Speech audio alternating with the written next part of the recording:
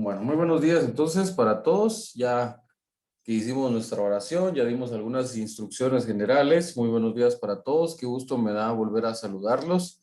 Pues el día de hoy vamos a comenzar con nuestros temas del curso de psicobiología, ¿verdad? Entonces, recuérdense que nuestro curso se orienta hacia la parte de psicología y pues por lo tanto veremos el día de hoy ya parte de los últimos temas que son los principales, las principales alteraciones psicológicas y psicoconductuales que nosotros podemos encontrar en nuestra sociedad. ¿Por qué es importante que nosotros veamos esto? Bueno, es importante porque, como decimos, para comenzar, permítame solo, no sé si alguien tiene un micrófono encendido, por favor, les pido que apaguen sus micrófonos.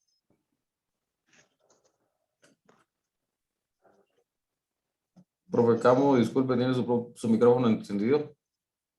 Gracias. Bueno, entonces, como les decía, es importante que nosotros veamos esto porque, como bien nos dice, son las principales alteraciones, ¿verdad?, que nosotros podemos encontrar en una sociedad, ¿verdad? Entonces, por lo tanto, es de gran importancia que nosotros aprendamos a identificar algunas características importantes de estos principales trastornos. ¿Por qué? Porque si nosotros los observamos, nosotros podemos decir, es que el fulanito necesita ayuda, necesita una atención especializada o necesita una intervención de algún tipo, ¿verdad? No es para que nosotros aprendamos a darle un manejo, pero sí solamente es para que nosotros logremos identificar ciertas características puntuales de algunos trastornos psicológicos y de la conducta que nos permitirían a nosotros poder brindarle ayuda a alguien más o poder decirle, mira, yo creo que necesitas ayuda porque esto ya no es normal, ¿verdad? Entonces, precisamente para eso es que nosotros vemos esto, ¿verdad? Entonces, la OMS y junto con la organización, junto con la OPS, así como ustedes lo ven aquí en las imágenes, nos dice, ha creado esta situación que se llama Guía de Intervención MHGAP.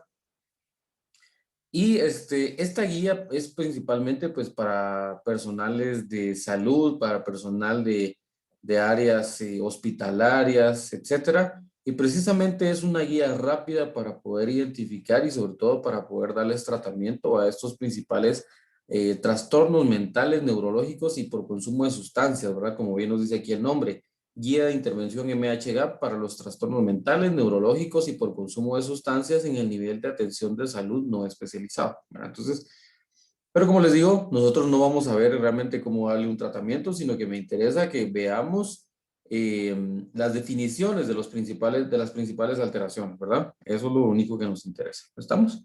Entonces, esta guía es bien importante y sobre todo muy útil. Como ya les digo, es una guía que ha creado la OMS junto con la OPS. La OMS, recuérdense que es la Organización Mundial de la Salud y la OPS, pues es la Organización Panamericana de la Salud. Entonces, eh, es una guía bien interesante que nos permite a nosotros poder identificar características básicas. Solo voy a agrandar nuestra pantalla. Permítanme un momentito. Ahí está. Ahí se mira la pantalla completa, ¿verdad? Sí, profe. Muy bien, gracias. Entonces veamos qué características nos menciona aquí. Por ejemplo, nos dice eh, panorama general de los trastornos mentales, neurológicos y por consumo de sustancias, ¿sí? Tres variantes que nosotros vamos a encontrar en nuestra sociedad. Hay trastornos mentales, hay algunos neurológicos y hay algunos por consumo de sustancias. Consumo de sustancias como lo típico que nosotros vemos algunas veces, el alcoholismo, ¿verdad? O aquellas personas que les gusta mucho pues tomar bebidas alcohólicas, lo que nosotros les denominamos los borrachitos, ¿verdad? Ese es un trastorno por consumo de sustancias. Existen otros consumos de sustancias, como bien lo son las drogas, que nosotros hemos escuchado algunas veces en la televisión, en cualquier lugar, ¿verdad? Donde nosotros podamos notar de esos temas. Veamos que esta guía, o como ya decíamos, cuando hablamos de los principales trastornos mentales y por consumo de sustancias, veamos que nos incluye, como bien nos dice aquí, la depresión, la psicosis, la epilepsia, también nos incluye trastornos mentales y conductuales de los niños y del adolescente. Ya veremos cuáles comportamientos son normales y cuáles no lo son. También tenemos la demencia, el trastorno por consumo de sustancias, como ya decíamos, y la autolesión o suicidio, ¿verdad? Que son otras de las principales características que nosotros podemos encontrar en nuestra sociedad. ¿Estamos? Entonces, estos 7 o estas 7 alteraciones o estos 7 trastornos mentales, neurológicos y por consumo de sustancias son los principales que nosotros podemos encontrar en las sociedades, ¿sí? No solamente en la sociedad guatemalteca, sino que realmente en cualquier sociedad en la cual nosotros nos desarrollemos, ¿verdad? Veamos que aquí nos menciona la depresión, ¿verdad? Y en la depresión, justo al lado de la depresión, nos menciona algunas manifestaciones comunes, ¿verdad? Pero quiero que dejemos esta parte para después porque ya vamos a analizar cada una de estas alteraciones por separado. ¿Estamos? Bueno, pero veamos, por ejemplo, la depresión nos dice, ¿cómo se manifiesta una depresión en una persona, en un individuo? ¿Cómo podemos nosotros sospechar que una persona de verdad padece de depresión? Nos dice, pues tiene múltiples síntomas físicos persistentes sin una causa definida, ¿verdad? Va a haber un síntoma, no sé, dolor de cabeza, un dolor de brazo, un dolor de espalda, que puede estar persistente y realmente no hay una causa definida. Tal vez la persona nunca se golpeó, tal vez la persona nunca tuvo algún trauma, ¿verdad? Y por lo tanto, pues no hay una causa definida, ¿verdad? Pero junto a esto se acompaña de poca energía, fatiga, problemas del sueño, ¿verdad? Son aquellas personas que tienen problemas para conciliar el sueño muchas veces, ¿verdad? También se puede acompañar de tristeza persistente o estado de ánimo, deprimido, ansiedad, pérdida de interés o placer en actividades que normalmente son placenteras, ¿verdad? Entonces, ¿qué nos quiere dar a entender con estas manifestaciones de la depresión? Que la depresión realmente nunca se va a presentar solita, ¿sí? ¿Estamos? Así es de que, por favor, eso que nunca se los olvide. La depresión, por lo general, la depresión, por lo general, nunca aparece sola. La depresión, por lo general, siempre está acompañada de otros síntomas, siempre está acompañada de otras enfermedades. ¿Estamos? Entonces, un estado de tristeza persistente, un estado de ánimo deprimido, muy probablemente nosotros podemos sospechar de depresión, ¿verdad? Aquellas personas que nunca tienen ganas de salir, no tienen ganas de hacer cosas nuevas, no les gusta, no sé, tener actividades recreativas, ¿verdad? Pues muy probablemente nosotros podemos sospechar de que esta persona esté pasando por depresión, ¿verdad? Entonces, ¿qué podemos hacer nosotros como buenos ciudadanos, como buenos amigos, como buenos familiares? Pues podemos decirle, mira, yo creo que tus síntomas, yo creo que hay algo que ya realmente ya no es normal. Entonces, por favor, creo que deberías de acudir a alguien que te pueda ayudar, ¿verdad? Entonces, precisamente para esto es que vemos nosotros esto. Veamos el cuadrito aquí que nos habla de la depresión. Nos dice, las personas que sufren depresión experimentan una variedad de síntomas como un estado de ánimo deprimido, persistente. Ojo con eso, ¿verdad? Un estado de ánimo deprimido, persistente. No quiere decir que solamente un momento, sino que es un estado deprimido persistente, ¿verdad? Eso quiere decir que siempre va a estar. O pérdida de interés y placer durante al menos 2 semanas. Por lo menos 2 semanas que debe tener una persona para poder determinar que tiene depresión. Nos dice, las personas con depresión tienen considerables dificultades en su funcionamiento cotidiano en el ámbito personal, familiar, social, educativo, ocupacional o de otro tipo, ¿verdad? Esto es bien importante. La depresión muchas veces no nos permite a nosotros desarrollarnos adecuadamente en nuestras actividades, ¿verdad? Por ejemplo, una persona que se dedique a atender al público, ¿verdad? No sé, dependiendo del trabajo que esta persona realice, muy probablemente no va a tener la mejor actitud para atender a los clientes, para atender a algunas personas, para dar atención, ¿verdad? Entonces, de alguna manera le va a traer pues considerables dificultades en su funcionamiento cotidiano, como bien nos dice acá, ¿verdad? Muchas personas con depresión también padecen síntomas de ansiedad y síntomas somáticos sin explicación médica discernible. Era lo que decíamos, ¿verdad? Una persona se puede quejar de que tiene mucho dolor de cabeza y que no se le quita. Se le pueden realizar estudios y a pesar de eso no se le quita el dolor de cabeza. Puede tener algunas otras alteraciones y a pesar de esto no se le quitan esos síntomas. Pues muy probablemente podemos estar ante un cuadro de depresión, ¿verdad? Es por eso que es bien importante, porque la depresión, ojo con lo que vamos a decir ahorita, la depresión es el principal trastorno psiquiátrico que se puede presentar a nivel mundial, ¿sí? Entonces, eso es bien importante. La depresión es un trastorno psiquiátrico el más importante a nivel mundial, acompañado también de la ansiedad. Ya lo veremos un poquito más adelante. La depresión, nos dicen, generalmente se presenta junto con otros trastornos mentales, neurológicos y de consumo de sustancias, así como enfermedades físicas, ¿verdad? Lo que ya decíamos al inicio. Ojo con eso, es bien, bien importante, ¿verdad? La depresión no se va a presentar solita. La depresión se va a presentar acompañada de otros, ¿verdad? Esta MNS que ustedes ven acá, solo lo voy a resaltar aquí, permítanme. Aquí donde ustedes leen MNS, eso significa trastornos mentales, neurológicos y por consumo de sustancias. Eso significa, ¿ver? Entonces, como ya decíamos, la depresión generalmente se presenta junto con otros trastornos mentales, neurológicos y de consumo de sustancias, ¿verdad? Y el manejo de los síntomas que no satisfagan plenamente los criterios, ¿verdad? Eh, bueno, en este caso, pues ya como ya hablábamos, esta es una guía, ¿verdad? Para poder tratar adecuadamente sus trastornos.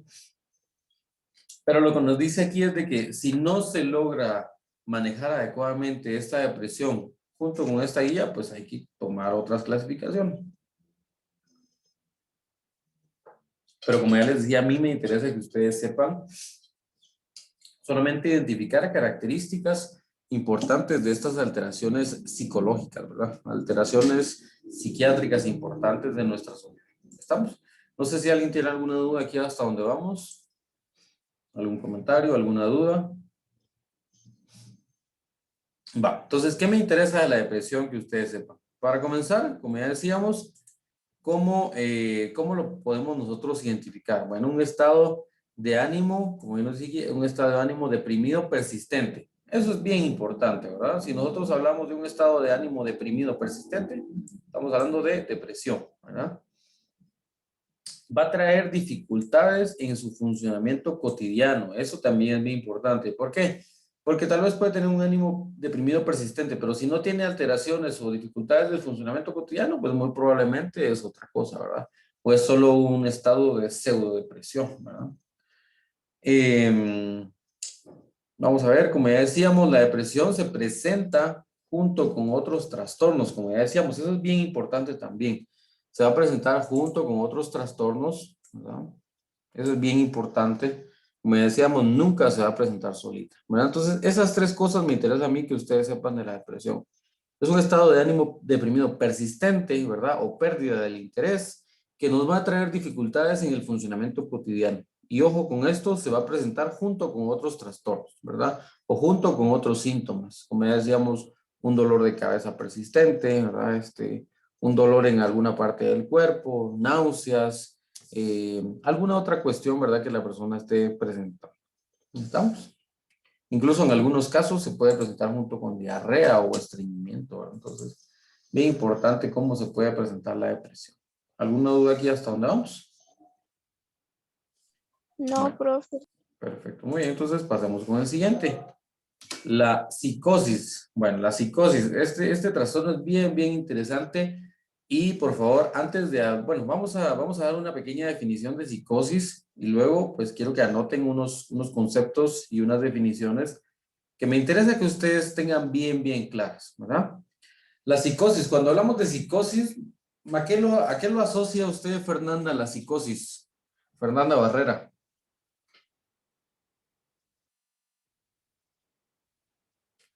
Fernando.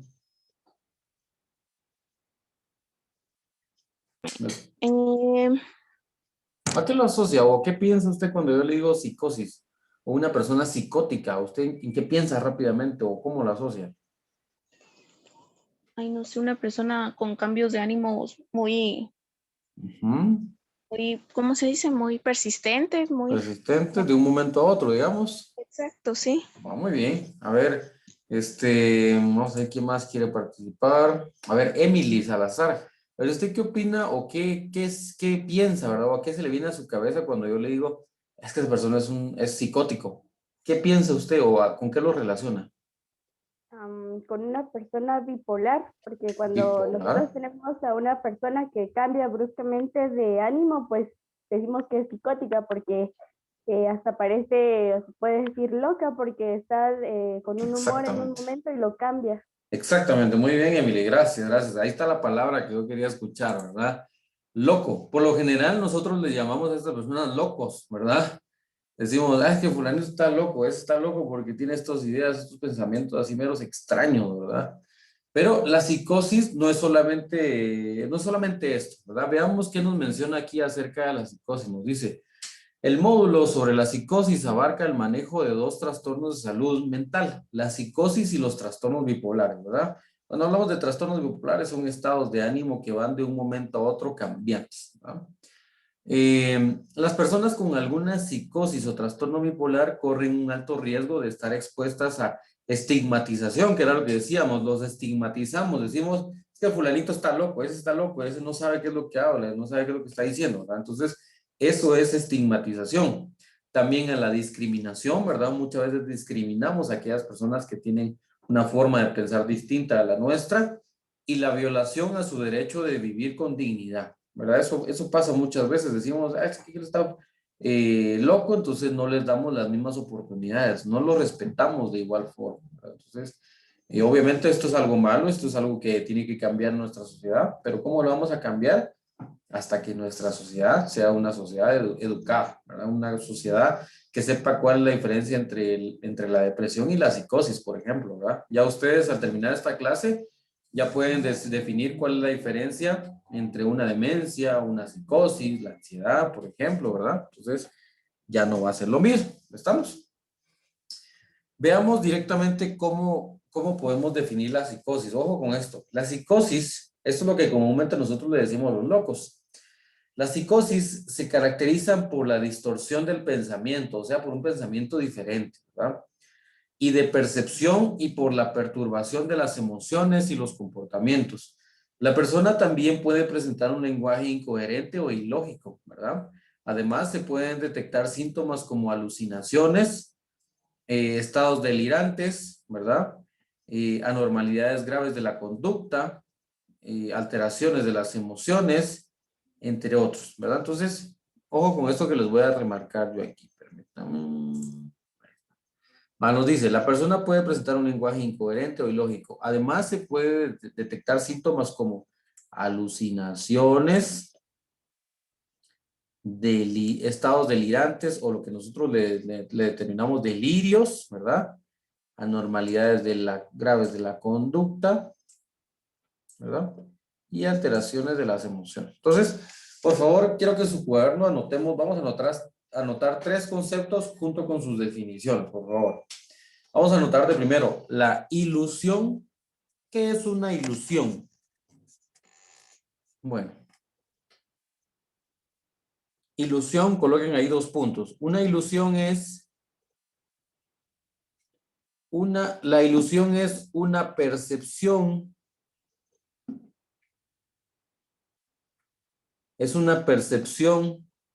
errónea, es una percepción errónea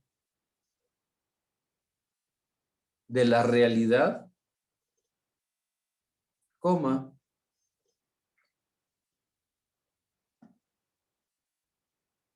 la ilusión es una percepción errónea de la realidad, coma, con un estímulo presente. Con un estímulo presente. Esa es la ilusión. Es una percepción errónea de la realidad con un estímulo presente. ¿Estamos? Bueno, ahora abajo copiemos alucinación.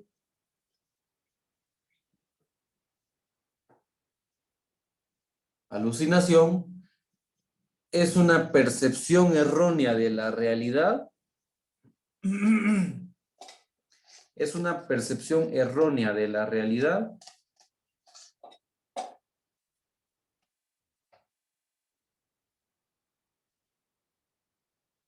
sin el estímulo presente, coma, sin el estímulo presente.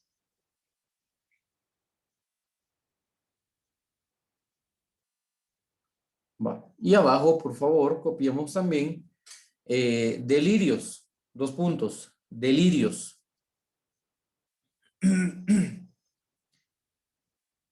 delirios, dos puntos. Son creencias,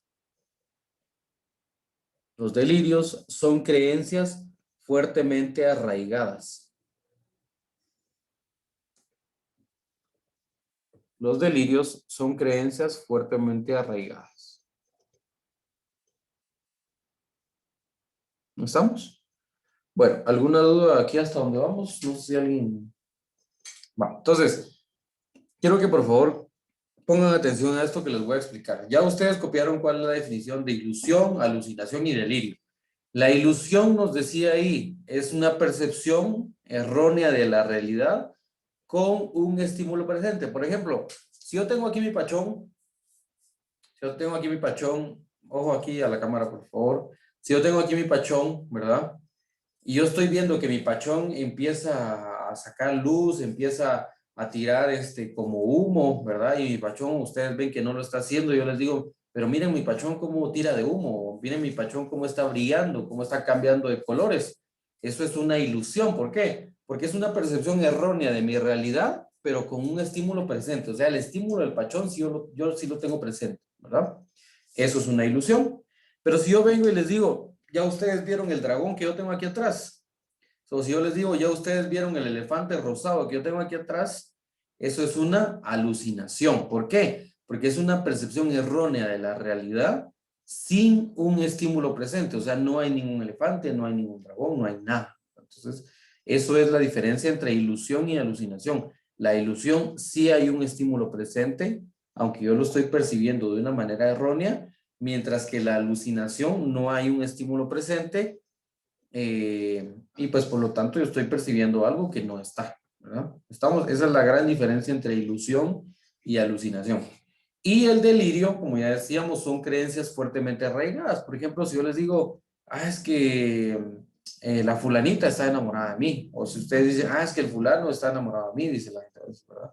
Y no tienen ninguna evidencia de ello, pues eso es un delirio, ¿verdad? O pensamientos que uno diga, o que yo venga aquí y les diga, es que fíjense que yo soy el hijo del presidente, ¿verdad? Yo soy el hijo del presidente y yo estoy convencido de ello, ¿verdad? Eso es un delirio, ¿verdad? Son creencias fuertemente arraigadas, ¿sí?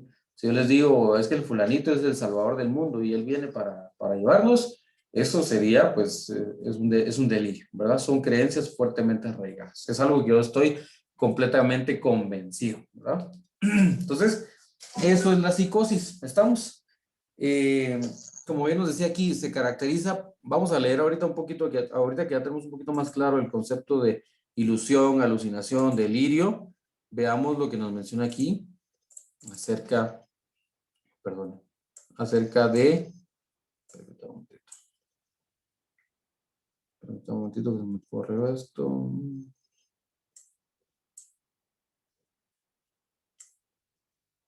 Ahí está. Bueno, como ya decíamos, la psicosis se caracteriza por la distorsión del pensamiento y de la percepción y por la perturbación de las emociones y los comportamientos, ¿verdad? Entonces, como ya decíamos, la persona puede presentar un lenguaje que sea incoherente o ilógico, ¿verdad? Y se puede acompañar de alucinaciones, delirios, anormalidades de la conducta, ¿verdad? Alteraciones de las emociones, etcétera. Y por otro lado, pues como ya decíamos, la psicosis puede ser el trastorno psicótico o trastornos bipolares, ¿verdad? ¿Qué son los trastornos bipolares? Pues se caracterizan por episodios en los cuales el estado de ánimo y los niveles de actividad de la persona están significativamente alterados. En algunas ocasiones consiste en una elevación del estado de ánimo y un aumento de la energía de la actividad, y en otros en una caída del estado de ánimo y una reducción de la energía y la actividad, ¿verdad? Entonces, precisamente eso es el trastorno bipolar, ¿verdad? En un momento estamos muy felices y en otro momento, pero de un momento a otro, súbitamente, son cambios bien marcados en los cuales una persona, pues, está deprimida, ¿verdad? Entonces, eso es básicamente la diferencia entre psicosis y el trastorno bipolar, ¿verdad? Cuando nos habla el prefijo bipolar, el prefijo bi nos está indicando dos, ¿verdad? Entonces, básicamente son dos estados de ánimo bien marcados en un individuo. ¿Estamos? Bueno, Veamos el siguiente. En este caso, vamos a hablar de... Lo voy a borrar aquí. Bueno, en este caso, pues vamos a hablar ahora de la epilepsia, ¿verdad? La epilepsia es el tercero de los trastornos que nosotros vamos a hablar. Nos dice, la epilepsia es una enfermedad cerebral crónica no transmisible. Si ustedes se recuerdan, al inicio nosotros hablábamos, al principio nosotros hablábamos de que esta guía nos habla de trastornos mentales, neurológicos y por consumo de sustancias, ¿verdad? Entonces, ya vimos los mentales, que en este caso pues ya vimos la depresión y vimos la psicosis, y ahora comenzamos a ver neurológicos, ¿verdad? Trastornos mentales, neurológicos y por consumo de sustancias. En este momento estamos ya viendo trastornos neurológicos, trastornos que se van a presentar pues básicamente por alguna alteración neurológica, pero van a tener una manifestación física bien importante, ¿verdad? Nos dice, la epilepsia es una enfermedad cerebral crónica no transmisible. Ojo, con eso es bien importante, ¿verdad? Muchas veces cuando vemos a un epiléptico o a una persona que está convulsionando, muchas veces las personas se alejan por miedo o por pensar que algo tiene o algo se les puede contagiar, ¿verdad? Entonces, ojo con lo que nos dice aquí. La epilepsia es una enfermedad cerebral crónica no transmisible, ¿sí? No hay por qué tenerle miedo, ¿verdad? Al contrario, hay que ayudar a las personas sin tenerle miedo. Caracterizada por crisis convulsivas recurrentes no provocadas, ¿sí? Pasa muchas veces que al individuo con epilepsia se le culpa de alguna manera del por qué está teniendo estas convulsiones, ¿verdad? Entonces, como bien nos dice, son crisis convulsivas recurrentes no provocadas, ¿verdad? Eso es bien, bien importante y esa es la principal característica de la epilepsia, que se va a caracterizar por crisis convulsivas, o sea, por convulsiones recurrentes, las cuales no van a estar provocadas, sino que se inician de un momento a otro, ¿verdad? Es uno de los trastornos neurológicos, ¿verdad? Si ustedes se recuerdan, ya decíamos al inicio, mentales, neurológicos y por consumo de sustancias. Entonces, como bien nos dice aquí, es uno de los trastornos neurológicos más frecuentes y con el tratamiento adecuado se puede controlar bien en la mayoría de las personas, ¿verdad?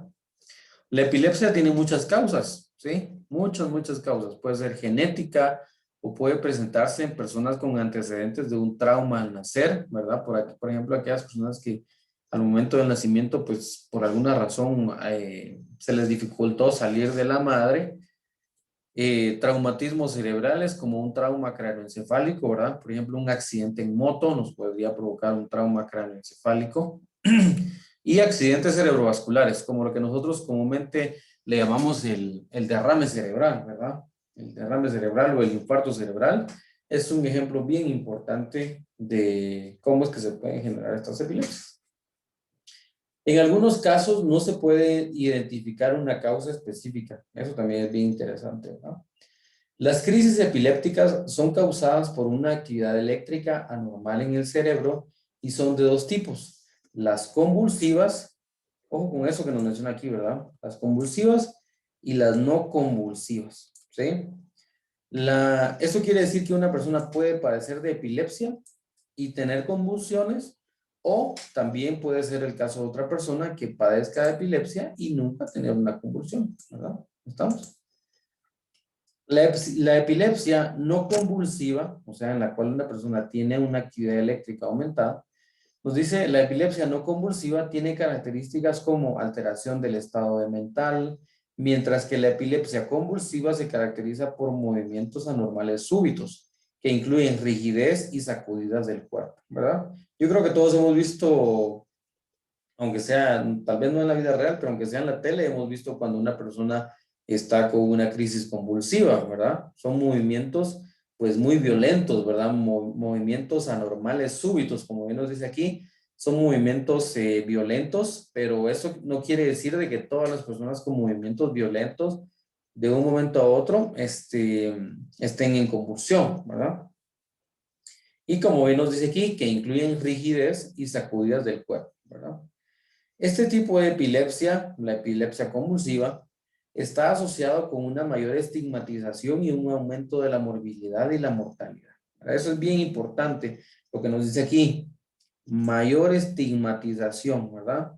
Muchas veces nos alejamos de las personas cuando tienen una crisis convulsiva y a veces cuando no sabemos que una persona padece de convulsiones, lo estigmatizamos o la estigmatizamos, ¿verdad? Lo hacemos de menos o la alejamos, ¿verdad? De nosotros por miedo a que cuando esté con nosotros, pues les vaya a dar una crisis convulsiva, ¿verdad? Entonces, eso es bien importante.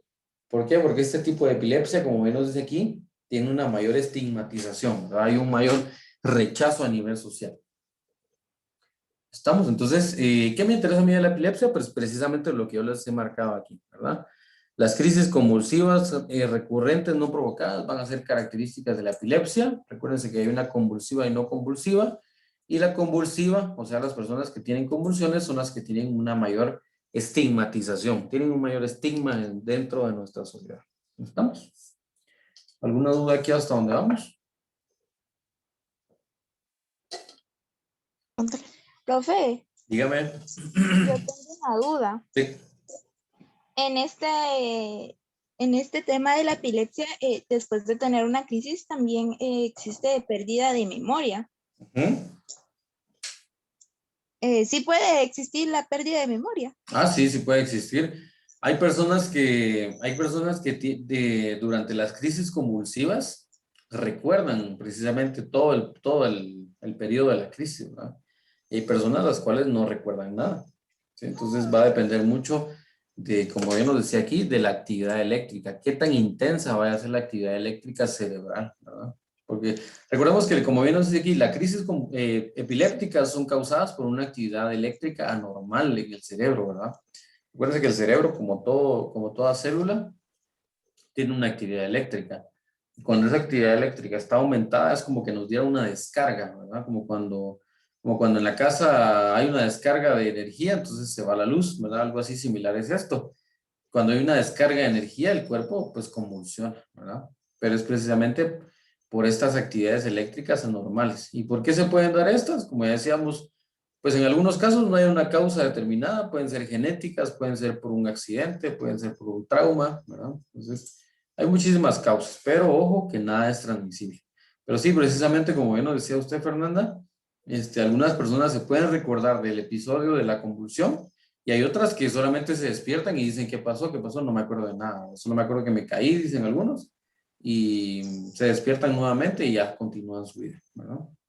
Profe, fíjese que Ujú. a Astrid Sí. le daban convulsiones Sí. cuando era pequeña. Ujú. Y fíjese que ella después de la convulsión no sabía ni quién éramos nosotras. Sí, pues. Ajá. Sí, como le digo, Entonces, pues es dependiendo de la actividad eléctrica, ¿verdad? De la intensidad de la actividad eléctrica. E incluso, por ejemplo, Fernanda, fíjese que hay tres tipos de convulsiones. Cuando son convulsivas, hay tres tipos. Están las tónicas, las clónicas y las focales. Entonces, las tónico-clónicas, que son las que nosotros comúnmente vemos, esta convulsión, este tipo de convulsión, es la que nosotros identificamos como sacudidas del cuerpo, ¿verdad? Son las sacudidas así fuertes del cuerpo, ¿verdad? Tónica, clónica. Se le llama tónica porque por el tono que adopta el cuerpo, ¿verdad? Adopta un tono rígido, ¿verdad? Y clónicas, pues por las sacudidas que adopta el cuerpo, ¿verdad? Entonces por eso se le llama tónico-clónicas. Y las focales, a estas se les puede llamar silenciosas también, porque estas son el tipo de convulsión que no da una manifestación física importante. Y estas son de las más peligrosas, porque hagamos de cuentas que es una convulsión que pasa únicamente en el cerebro. Entonces, esta es la más peligrosa y es muy probablemente, tal vez por eso es que ya no se recordaba posteriormente a los eventos, ¿verdad? Porque ya tenía una convulsión focal, ¿verdad? Entonces, probablemente por esto haya sido, ¿verdad? Porque el tipo de ella ha de haber abarcado estos tres tipos, la tónico-clónica y la focal, ¿verdad? No solamente se miraba en el cuerpo, sino que también por dentro ya estaba convulsionando, ¿verdad? En su cerebro. ¿Sí? gracias, profe. De nada. Como les digo, este es un probable, ¿verdad? Pero para estudiar muchísimo mejor la epilepsia se hace un estudio que se llama electroencefalograma, el cual estudia directamente la actividad eléctrica del cerebro, ¿verdad? Del encéfalo, precisamente. Bueno, entonces, no sé si alguien tiene alguna duda o algún comentario hasta aquí, hasta donde vamos. Perfecto, continuamos entonces. Luego tenemos trastornos mentales y conductuales del niño y el adolescente, ¿sí? Estos temas son un poquito extensos, pero yo les pregunto cosas puntuales, ¿verdad? No les voy a preguntar todo lo que aparece aquí. ¿Estamos? Va. Nos dice, el término trastornos del desarrollo es amplio, ¿sí? Para comenzar, cuando hablamos de adolescentes, solo imagínense, si hablamos de adolescentes, estamos hablando o del niño y del adolescente, pues es una gran cantidad de trastornos, ¿verdad? Pero ojo con lo que cómo se los voy a resumir. Nos dice, este módulo abarca la evaluación y el manejo de los trastornos del desarrollo, trastornos conductuales y trastornos emocionales. Trastornos del desarrollo, trastornos conductuales y trastornos emocionales. Permítanme. Y trastornos emocionales. 3 tipos de trastornos que nosotros vamos a encontrar en el niño y el adolescente. ¿Sí? Del desarrollo, por ejemplo, si no tiene un adecuado desarrollo para caminar, para hablar, para alguna situación del desarrollo cognitivo, ¿verdad? Eso es un trastorno del desarrollo. Conductuales, ¿verdad? Un niño que no desarrolla adecuadamente una conducta, que, no sé, tenga alguna alteración de la conducta, que no quiera interactuar con otras personas, y los trastornos emocionales, ¿verdad? Entonces, vamos a pasarnos a la siguiente tabla. Como ven nos dice aquí, los trastornos de desarrollo van a ser amplios, ¿verdad? Trastornos conductuales de igual forma también, pero dentro de los principales, el déficit de atención con hiperactividad. Este es uno de los principales, el déficit de atención. Por ejemplo, aquellos niños que les cuesta demasiado poner atención, ¿verdad? Entonces, es un trastorno conductual bien importante que nosotros debemos de aprender a identificar. Y algunos trastornos de la conducta también, ¿verdad? Y dentro de los trastornos emocionales, como bien nos dice aquí, pues se caracterizan por ansiedad, depresión, temor y síntomas somáticos. Síntomas somáticos como dolores de cabeza, dolores del cuerpo, náuseas, fiebre, vómitos, ¿verdad? Diarrea, entre otras cuestiones, ¿sí? Bueno, entonces veamos. Pero leamos lo último, esto sí me interesa que lo veamos. Dice, los niños y los adolescentes a menudo presentan síntomas de un trastorno y a veces se superponen los síntomas. Ojo con esto, por favor. La calidad del entorno en el hogar y el entorno educativo y social influye en el bienestar y el funcionamiento de los niños y los adolescentes. ¿Estamos? Eso es bien importante. ¿Por qué debemos nosotros de sospechar si nosotros vemos alguna alteración de esto? Pues como bien nos dice aquí, abordar algunos factores como psicosociales, como las oportunidades de activar un apoyo fundamental, ¿verdad? Esto va a ser fundamental para un plan de evaluación y sobre todo pues para la educación de estas personas. ¿Estamos? Lo voy a borrar esta parte, permítanme. Bueno, entonces veamos esta tabla, ¿sí? Esta tabla a mí me interesa bastante porque si ustedes se dan cuenta, le voy a poner aquí el lapicito, si ustedes se dan cuenta, esta tabla nos habla en primer lugar, toda esta columna de acá nos habla en base a la edad, ¿verdad? Nos dice lactantes y niños, mediana infancia, adolescentes y luego todas las edades. Y esta tabla y las variantes que vienen hacia la posición horizontal nos habla de primero trastornos del desarrollo, trastornos conductuales y trastornos emocionales, ¿verdad? Entonces, es una tabla bien interesante, ¿verdad? Que nos desglosa en base al tipo de trastorno que se puede generar junto con la edad.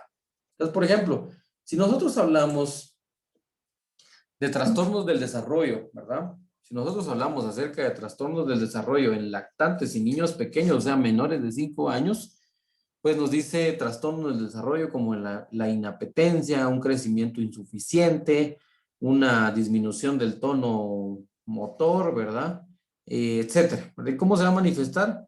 por ejemplo, sonreír, sentarse, interactuar con otras personas, todo esto va a estar alterado, ¿verdad? Todo esto va a estar alterado completamente, entonces es bien interesante, bien importante tomar en cuenta todo esto, ¿verdad?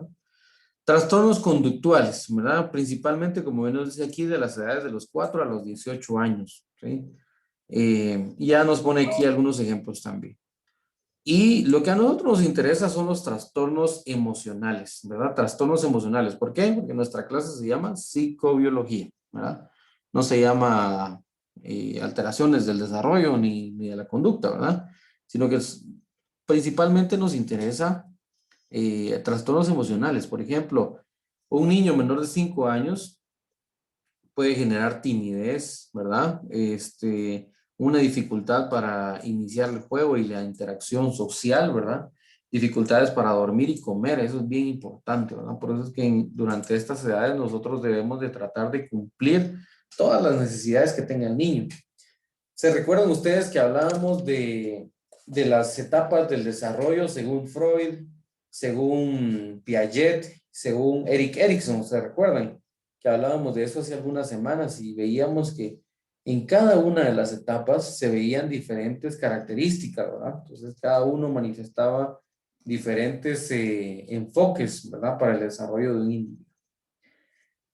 Para fines prácticos de su examen, les digo de una vez, no les voy a preguntar de esta tabla, ¿sí? No se las voy a preguntar. Si se las coloqué aquí es solamente para que ustedes vean cómo es que se están clasificando, ¿verdad? O si a alguien le interesa leer de esto, pues puede ir a la presentación y ver más o menos qué es lo que usted puede encontrar en un niño, ¿verdad? ¿Qué tipo de trastornos puede encontrar en un niño, en la mediana infancia, en la adolescencia? ¿Qué tipos de alteraciones podríamos nosotros encontrar? ¿Verdad? Pero solamente para que ustedes vean cómo es que se clasifican estas situaciones. ¿Estamos? Bueno. Luego tenemos la demencia. La demencia normalmente nosotros la asociamos con la pérdida de la memoria, ¿verdad? Cuando hablamos de demencia o cuando escuchamos la palabra demencia, automáticamente lo asociamos con disminución. La psicosis. Con psicosis, similar a la psicosis, ¿verdad? Pero recordemos que psicosis, habíamos dicho, lo asociamos directamente con personas locas, ¿verdad? O lo que nosotros les decimos los loquitos, ¿verdad? Mientras que la demencia, cuando hablamos de demencia, es asociado a una pérdida de la memoria, ¿sí? Decimos, está perdiendo la memoria. Pero ojo con lo que les voy a decir. ¿Alguien ha escuchado alguna vez el término o el concepto de demencia senil? Me imagino que más de alguien lo ha escuchado, ¿verdad? La palabra senil nos hace referencia a una persona mayor, a un anciano, a un abuelito, ¿verdad? Entonces, era un concepto que se utilizaba antes para determinar la pérdida de la memoria en los ancianos o en las personas mayores. Sin embargo, actualmente se sabe que la demencia senil no existe. ¿Por qué? Porque a ninguna edad, ojo con eso que les voy a decir, a ninguna edad va a ser normal que una persona esté perdiendo la memoria. Por muy marcado o por no tan marcado que sea, nunca va a ser normal que una persona pierda la memoria o pierda parte de la memoria. ¿Estamos? Entonces, la demencia senil como tal no existe. O es demencia o no es demencia, ¿verdad? Entonces nos dice, la demencia es un síndrome crónico y progresivo debido a cambios en el cerebro, ¿sí? Hay cambios estructurales. Si bien se puede presentar a cualquier edad, es más común en las personas mayores, como ya decíamos, ¿verdad? La demencia, pues, es una causa importante de discapacidad y dependencia en las personas mayores en todo el mundo. ¿Por qué? Va a tener repercusiones físicas, psicológicas, sociales y económicas en los cuidadores, las familias y la sociedad en general, ¿verdad? Por eso es que muchas veces vemos que en otros países los ancianos tienen algún tipo de cuidador o alguna persona que los atienda, porque la demencia, pues en algunos casos puede afectar demasiado la memoria principalmente, ¿verdad? Ojo con esto, las alteraciones que causa la demencia generan cambios en la capacidad mental, la personalidad y el comportamiento de la persona, ¿verdad? Eso es bien, bien importante, ¿verdad? ¿Cómo se va a manifestar la demencia? En la capacidad mental, la personalidad y el comportamiento de la persona, ¿sí? Las personas con demencia generalmente experimentan problemas con la memoria y las habilidades necesarias para llevar a cabo las actividades diarias, ¿verdad? Tienen problemas para bañarse, tienen problemas para vestirse, tienen problemas para comer, incluso en algunas ocasiones, ¿verdad? Entonces, esto es precisamente la demencia, aquellas personas que van perdiendo todas estas capacidades, ¿verdad? Y como ya decíamos, la demencia no es parte del envejecimiento normal. Como ya decíamos, por muy leve que sea la demencia, por muy leve que una persona esté perdiendo la memoria, por muy leve que sea estos cambios, no es normal. ¿Listo? Entonces, eso es bien, bien importante. No existe como tal la demencia normal o la demencia senil, que en algunos casos se utilizaba antes esa definición, ¿verdad? El Alzheimer, ¿verdad? Que yo creo que todos lo hemos escuchado en alguna ocasión, la enfermedad del Alzheimer es la causa más frecuente, pero la demencia puede ser producida por una variedad de enfermedades y lesiones en el cerebro, ¿verdad? Como ya decíamos, para comenzar, la demencia nunca va a ser normal, ¿verdad? Nunca va a ser normal que una persona pues padezca de demencia, ¿no estamos? O que padezca de pérdida de la memoria, ¿verdad? Que a eso lo vamos a asociar nosotros directamente. Bueno, ¿alguna duda aquí hasta dónde vamos? ¿Seguros? Yo creo que ya nos queda... Dos nos quedan nada más. Bueno, de ahí tenemos el trastorno por consumo de sustancias, ¿verdad? Ojo, cuando hablamos de trastorno por consumo de sustancias, estamos hablando no solamente, como ya decíamos, no solamente del alcohol, sino que hay de otros tipos, ¿verdad? Sí me interesa que por favor aprendan la diferencia entre una sobredosis, la abstinencia, el consumo perjudicial y la dependencia, ¿verdad? Esas cuatro cosas, bueno, y la intoxicación aguda también, ¿verdad? ¿Por qué? Porque estas cinco cosas van a ser consecuencia, van a ser problemas que nos trae el consumo de sustancias, ¿verdad? El consumo de sustancias nos puede traer estos problemas. Entonces, bien importante que ustedes aprendan estas diferencias. Nos dice, el trastorno por consumo de sustancias incluye tantos trastornos debido al consumo de alcohol y otras drogas como ciertos padecimientos, como la intoxicación aguda, la sobredosis y los síntomas de abstinencia, ¿verdad? Como ya decíamos, trastorno por consumo de sustancias nos incluye alcohol y drogas, ¿verdad? Otros tipos de drogas. Más las consecuencias que nos trae todo esto, ¿verdad?